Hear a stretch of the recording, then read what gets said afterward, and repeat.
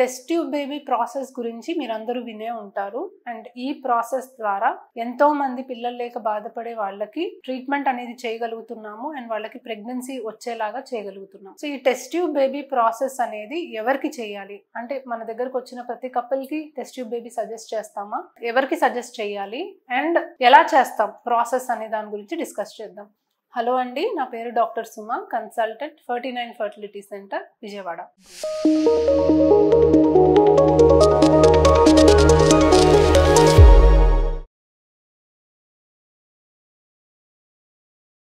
So test tube baby అనే పద్ధతిలో ఆడవాళ్ళకి శరీరం నుంచి ఎగ్స్ బయటికి తీసి భర్త కణాలతో మేమే కలిపి ఎంబ్రియోని ఫామ్ చేసి ఫామ్ అయిన ఎంబ్రియోని మళ్ళీ గర్భసంచి లోపల పొర రెడీ చేసుకుని బాగున్నప్పుడు గర్భసంచిలో పెడతాం. సో ఏదో ఒక కారణం వల్ల అండం పెరిగి విడుదలయ్యి ఆ టైంకి స్పర్మ్స్ రీచ్ అయ్యి ఎంబ్రియో తయారయ్యి వచ్చి గర్భసంచిలో అతుక్కోకపోతే ప్రెగ్నెన్సీ రాదు. సో దీన్ని మనము ఎన్హాన్స్ చేసి అంటే ఆ ప్రెగ్నెన్సీ వచ్చేలాగా మనము కొంచెం అన్ని అనుకూలంగా చేస్తాం. సో ఎవరికి చేయాలి అనే దానికి వస్తే 2 ట్యూబ్స్ బ్లాక్ ఉన్న వాళ్ళకి ఎగ్ అండ్ స్పర్మ్ కలిసే అవకాశం న్యాచురల్ గా ఉండదు కాబట్టి వీళ్ళకి ఖచ్చితంగా ఐవీఎఫ్ చేయాలి. స్పర్మ్ కౌంట్ చాలా తక్కువ ఉన్న వాళ్ళకి లేదా 0 స్పర్మ్ కౌంట్ ఉన్న వాళ్ళకి, సో స్పర్మ్ కౌంట్ బాగా తక్కువ ఉన్నప్పుడు స్పర్మ్స్ ట్యూబ్ లోకి రీచ్ అవ్వట్లేదు కాబట్టి వీళ్ళకి ఐవీఎఫ్ చేయాలి. 0 స్పర్మ్ కౌంట్ ఉన్నప్పుడు మనము బీజం నుంచి స్పర్మ్స్ తీసి టెస్ట్ ట్యూబ్ బేబీ ప్రాసెస్ చేయొచ్చు కాబట్టి వీళ్ళకి కూడా మనం test tube baby process offer చేస్తాం.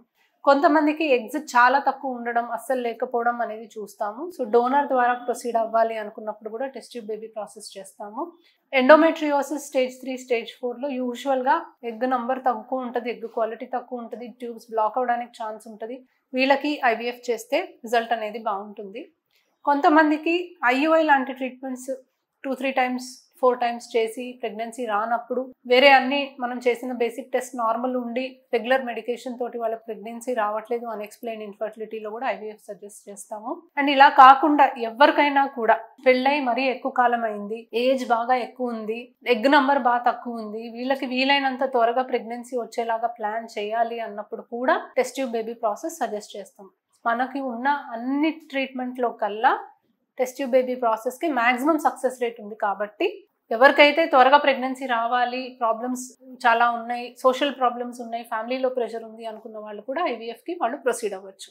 సో ఈ ప్రాసెస్ ఎలా జరుగుతుంది అంటే ఆడవాళ్ళకి ఎగ్స్ తీయాలి కాబట్టి వాళ్ళకి 10 days డైలీ ఇంజెక్షన్స్ ఇవ్వడం జరుగుతుంది. సో యూజువలీ పీరియడ్ వచ్చిన సెకండ్ డే రమ్మంటాము, ఎందుకంటే ఆ రోజు స్కాన్ అనుకూలంగా ఉంటుంది. బట్ ర్యాండమ్గా కూడా వాళ్ళకి స్కాన్ అన్ని అనుకూలంగా ఉంటే ఎప్పుడైనా కూడా స్టార్ట్ చేయొచ్చు. ఈ ఎగ్స్ అన్ని పెరిగినప్పుడు వాళ్ళకి మత్తిచ్చి ఆ ఎగ్స్ బయటికి తీయడం జరుగుతుంది.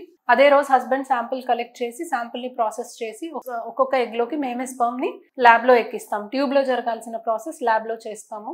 అలా 5th డే వరకు వెయిట్ చేస్తే ఎంబ్రియోస్ ఏవైతే ఫామ్ అవుతాయో వాటిని మనము ట్రాన్స్ఫర్ అన్న చేయొచ్చు లేదా ఫ్రీజింగ్ చేసుకొని ఆ నెక్స్ట్ మంత్ లో పొర పెరగడానికి మందులు పెట్టి ఎంబ్రియో ట్రాన్స్ఫర్ చేయడం జరుగుతుంది. ట్రాన్స్ఫర్ అయ్యాక ఒక 13 days కి మనకి ప్రెగ్నెన్సీ టెస్ట్ చేస్తే ప్రెగ్నెన్సీ వచ్చిందా లేదా అనేది తెలుస్తుంది. సో ఇది ప్రాసెస్ చాలా కాంప్లికేటెడ్ ప్రాసెస్ కాదు, చాలా సింపుల్ ప్రాసెస్. రిస్క్ ఫ్యాక్టర్స్ కానీ సైడ్ ఎఫెక్ట్స్ కానీ చాలా తక్కువ, అసలు ఏమీ ఉండదు, ఆల్మోస్ట్ నెగ్లిజిబుల్. సో ఎవరికైతే అవసరం ఉందో ఖచ్చితంగా ఒకసారి మమ్మల్ని సంప్రదిస్తే మిమ్మల్ని గైడ్ చేయగలుగుతాం. Thank you.